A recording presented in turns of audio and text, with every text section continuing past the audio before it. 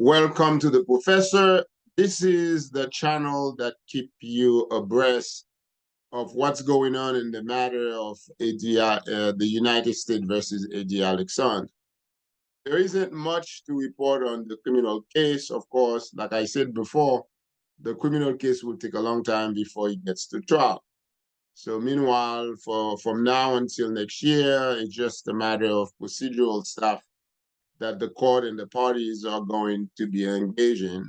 But I have some interesting development with regard to the civil case. Now, if you have not watched any of my video, there are two cases pending. One is a civil case by the Federal Trade Commission against Eddy Alexandre and EminiFx.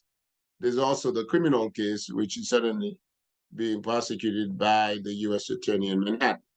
But today, I want to talk about the receiver and what's been going on in the case.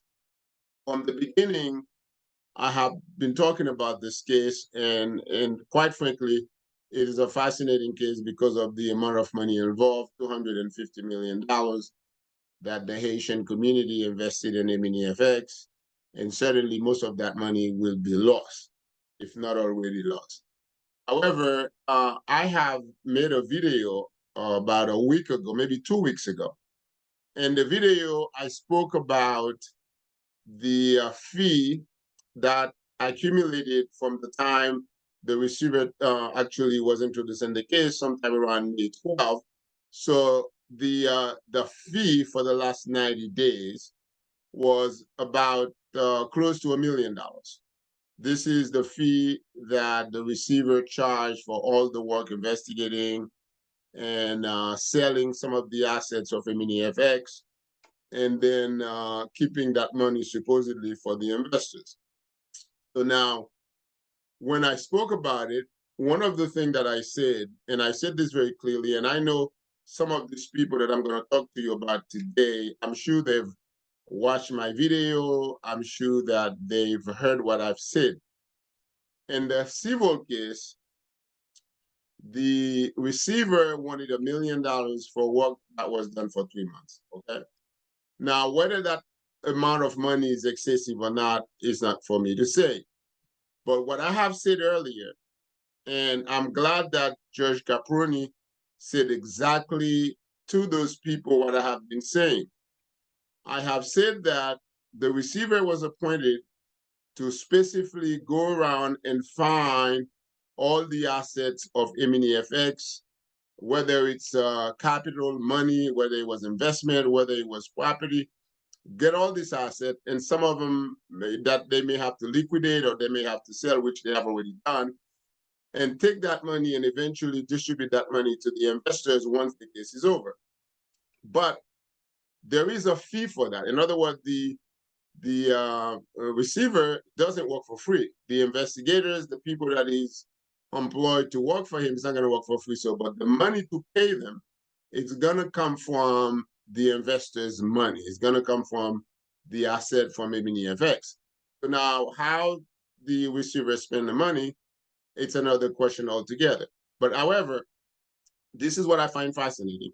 I have said before, okay, if there are investors who are concerned about how the assets are being used, okay, they have the right to intervene in the case. And I have said that if I was an investor, I certainly would have hired a lawyer to represent the interests of the investor, to look over the money, to figure out how much of it it's being spent by the receiver, and whether or not there are ways that we can try to keep as much money for the investors as possible, instead of spending a lot of money, but try to put a cap on the amount of money that the receiver could spend.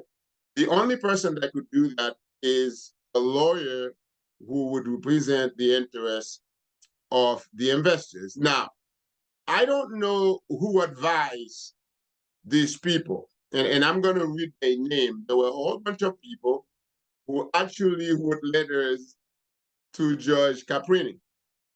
And some of those letters are just unbelievable. I mean, some of it were letters that actually somebody were form letters that somebody typed something and had people put their name and they, in some instances, their addresses and so on and so forth, where they live, and send it to the judge. Certainly, all of those letters, the judge just stricken them out, were all stricken out of the record. So in other words, the judge is not considering any of the letters. Now, this is what the judge said in the order, and this is what I have been saying to people, and I don't even understand why the community is just, people are not listening. For whatever reason, I don't get you guys. I don't understand. If you're an investor of EminiFx and you were one of the people that actually wrote a letter to Judge Caproni, I can understand why you lost your money. Because I hate to say this, but stupidity is not a good thing, especially when you have someone who's telling you what to do and how to do it, and you decide to do something totally different. I mean, guys, if you're an investor from EminiFx and you listen to this video, okay, you've got to be smart if you want to get some of that money back. If you're going to get involved, you have to know what to do. You can't just decide you're going to write letters to the judge. First of all, those investors, and first, before I read the order of the judge, before I tell you what the judge said, I want to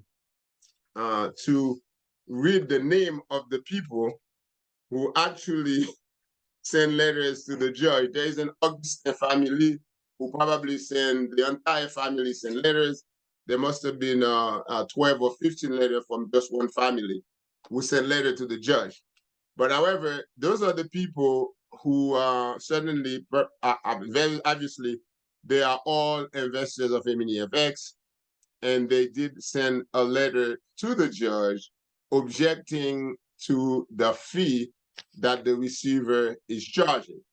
So those are the names: Jean-Richard Antenor, Lola Setout, Jean Apparent, Edwin Saint-Elny, Jean Toussaint, Joseph Victorin, Hippolia Marius, Fran Jean-Baptiste, Marie-Paul Delva, Mampaline Townsend, Sharon du Brésil, Petitor Antonius, Annette du Brésil, Hermana Pascal, Rodna Milor, Annerine Jean-Pierre, Chadley Obas, Liliane Casimir, K.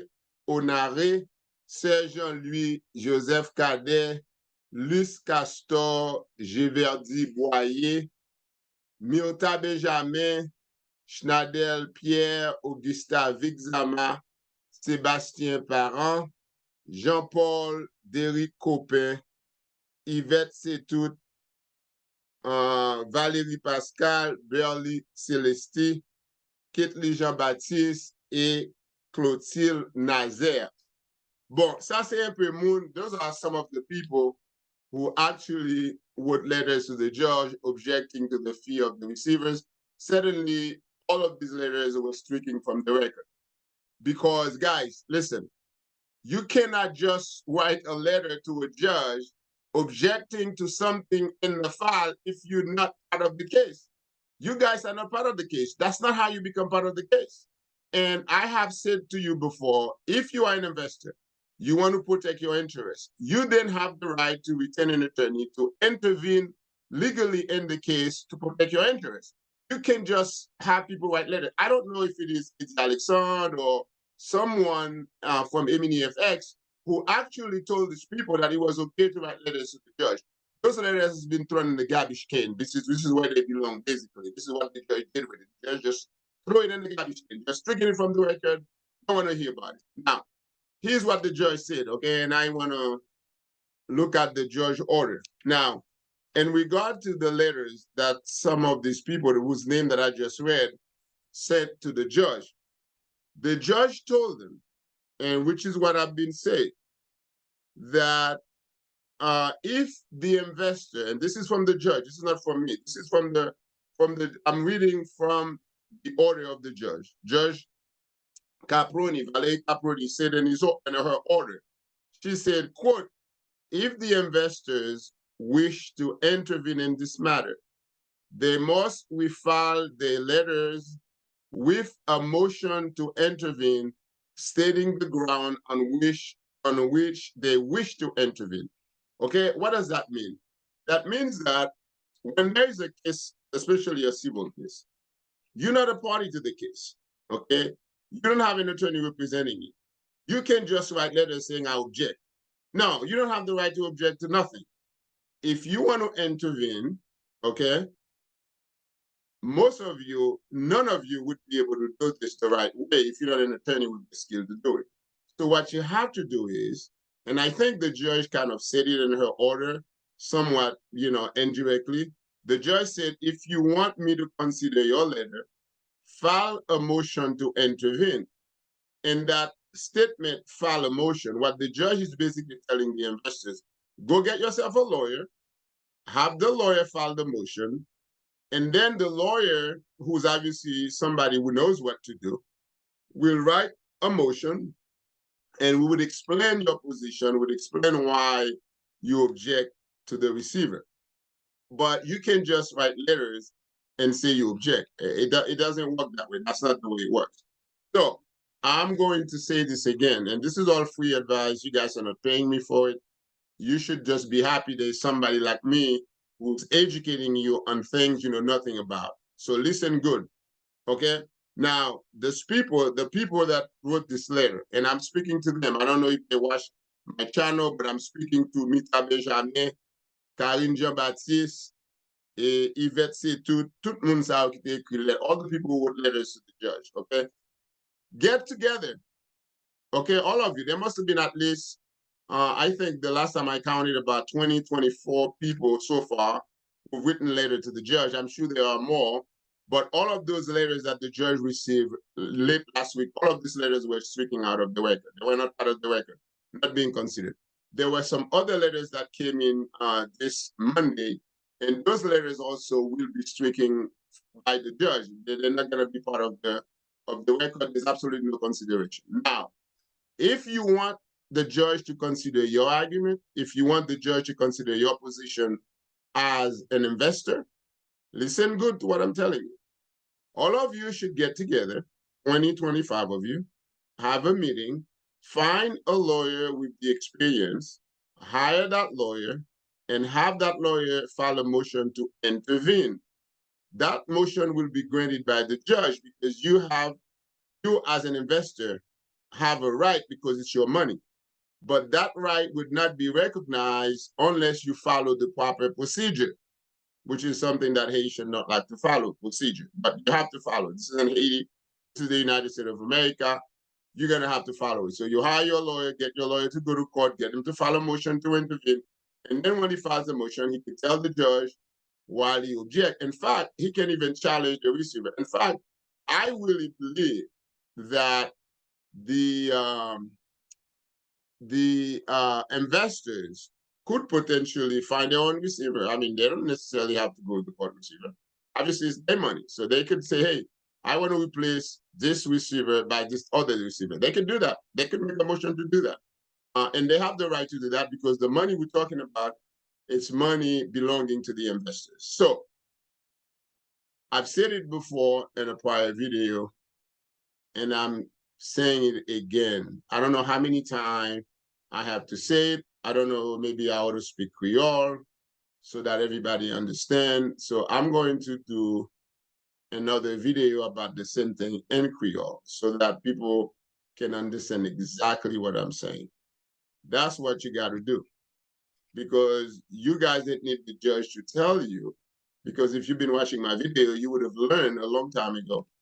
That's how you intervene. So you do have a right to intervene. You do have a right to protect your interest and your money, but it must be done the right way. The right way to do it is to hire an attorney. So after all, the letter that was sent to the judge, I have read some of these letters, and I think they are form letters. Actually, somebody typed the letters and then asked someone, for example, like this woman, Schneider, who's a diplomat nursing, she said, and she lives in Florida.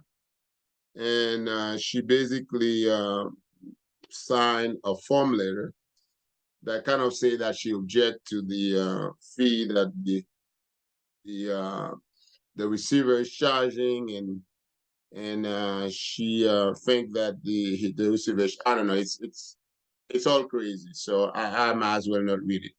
So it's just very embarrassing. Let's put it this way, okay? So anyway, this is what I have, guys, for you in the civil case. Certainly, I will wait for Judge Caproni to strike out the other letters. And please, if you're a member of EminiFx and you are close to Eddy Alexandre, stop doing nonsense, guy. Come on, it's embarrassing. Stop telling investors to write letter to the judge, and don't do that. That's not going to help the case. That's not how you help yourself. This is not how you help your case. This is not how to do it. So writing that letter is really not going to help you. You need to lawyer up.